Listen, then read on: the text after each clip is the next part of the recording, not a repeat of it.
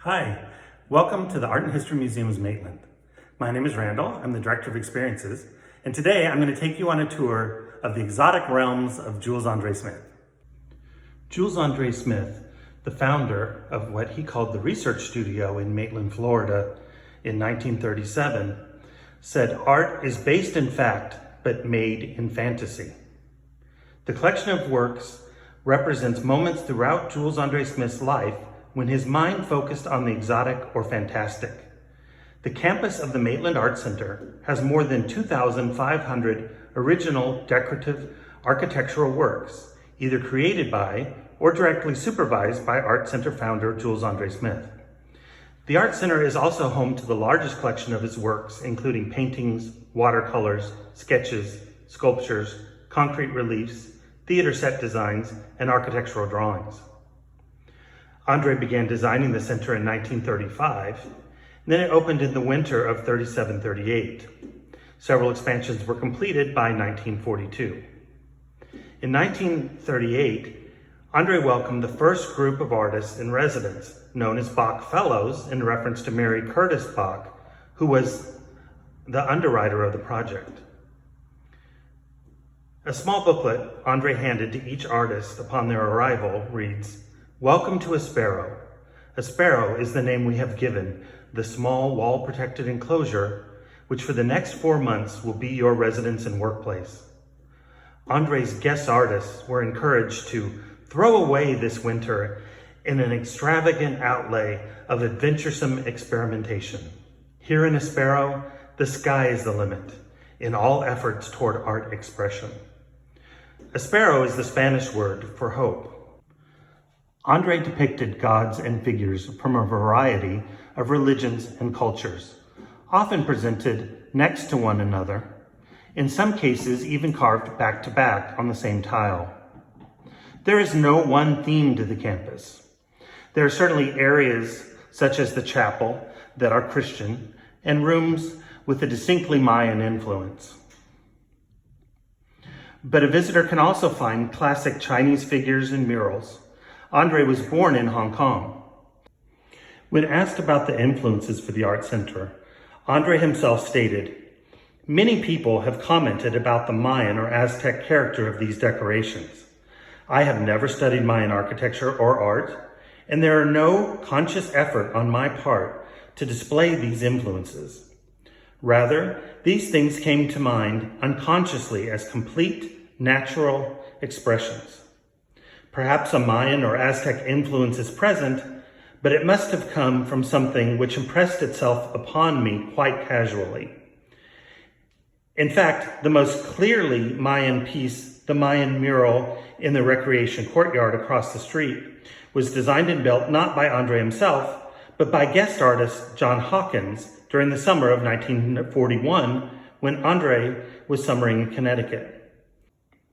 When questioned about the authenticity of the Mayan designs throughout the campus, André said the consultation of books and learned authorities or laborious expeditions to the Central American ruins would have defeated his ends. It's the free expression, the feel, the divine madness Plato attributed to artists to distinguish them from craftsmen which counts. Nothing should hinder that expression." André frequently created exotic or fantasy worlds that are just waiting for us to step into. By taking realistic figures and dropping them into worlds filled with colossal sculptural heads or monolithic abstract stone carvings, we can picture ourselves visiting those imaginary realms.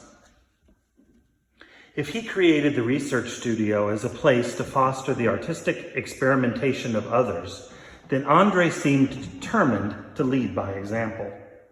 In his paintings, he courageously embraced a wide variety of artistic styles and methods of production, from pointillism to surrealism to naturalism.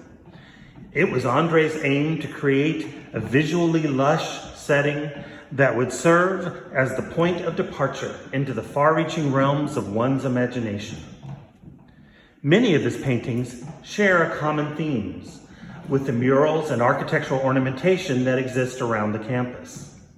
The blending of the European courtyards with Art Deco buildings and fantasy decoration is the manifestation of one of André's exotic realms, one that we are fortunate enough to be able to visit here at the Art and History Museum's Maitland. André believed that only through a courageous adventuring can the artist move forward into new horizons and wider visions that will make a definite contribution to art today. André's variegated career was a testament to this statement.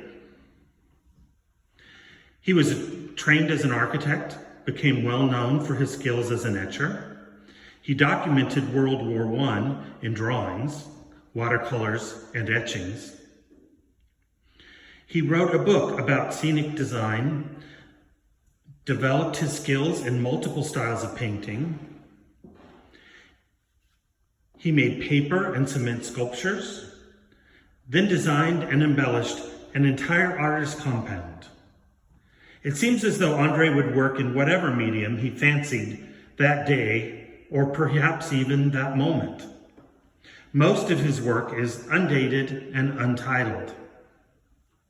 So it's difficult to know at one time period he was experimenting in figurative, surrealist, or abstract work. And in fact, they may have frequently overlapped. Often he was painting skillfully realistic oil paintings at the same time that he was creating abstract designs in watercolor or concrete.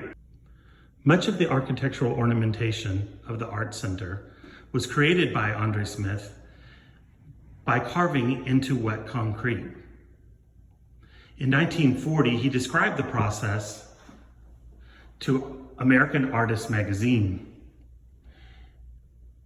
He would create the mixture, 2 parts sand and 1 part cement, put it into a special tilt table that he created, let it sit for about 4 hours until it was just the right consistency, then lift up the table and begin to sketch out the design.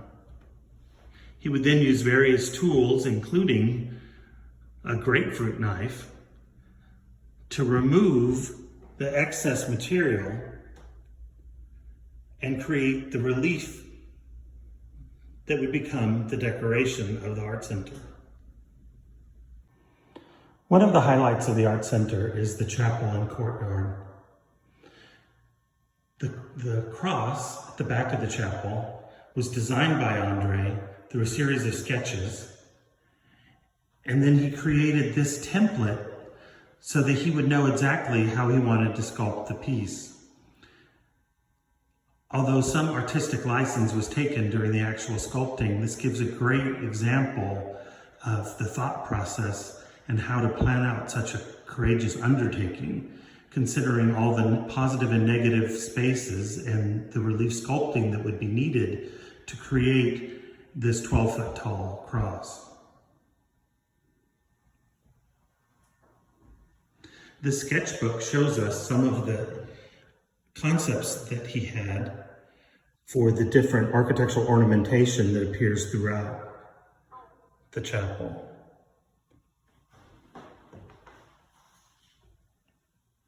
Also in this room is some of the other religious work that André created.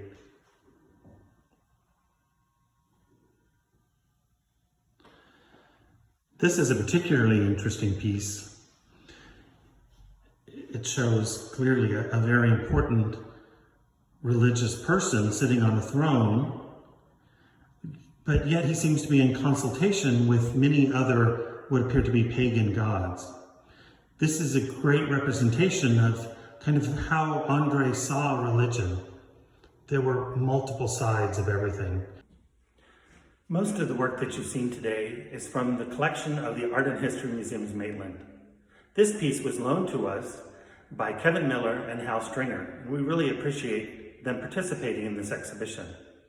We'd also like to thank the City of Maitland, Orange County, United Arts of Central Florida, and the state of Florida for their support of this exhibition. Thank you.